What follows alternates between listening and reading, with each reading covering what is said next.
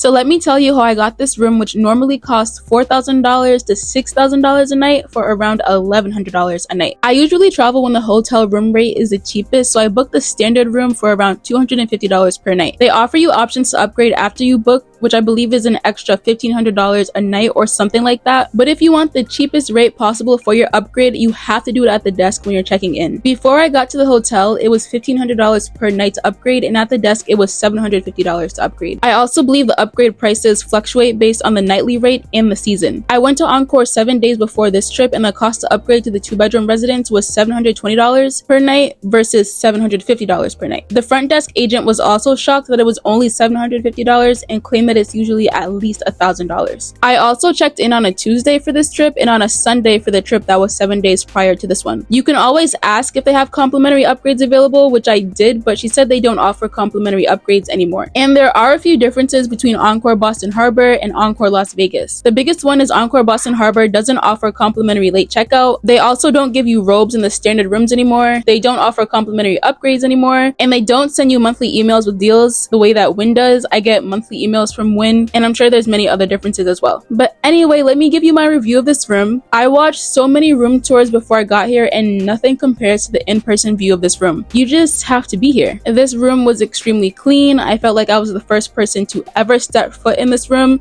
There was no dust and just no sign of human existence in this room at all. There are also a lot of subtle details that aren't shown in the pictures online, such as the glass behind the bed and in front of the desk, the brown marble inside the closet, and if you care about interior design the way that I do, you will love this room. One of my favorite parts was that they give you a pillow for the bathtub, and of course it's a jetted tub. I had no idea they made pillows for you to use in the bath, and this is why exposure is so important to me, because there's so many things I'm probably living life without and just missing out on that would make my life so much easier that I just haven't been exposed to yet. My one complaint, well, actually I have a couple complaints, but my first complaint is about the tub because of how the sinks are positioned. You can't see out of the window when you're sitting in the tub. Well, you can, it's just you're missing the entire view. And the view is just too amazing to miss. There's nothing like watching Boston traffic. My other complaint, which really wasn't a problem for me because I got the room with the view, but the second bedroom's view was very unexciting. You're just looking at the Target and Costco parking lot. And my last complaint, which probably inconvenienced me the most, is that there was no microwave. There's a refrigerator, a full-size refrigerator, and more than enough space for a microwave, so I'm not sure why they haven't included one, especially since they call this room a 2-bedroom residence. And usually in residences, you have a refrigerator, a microwave,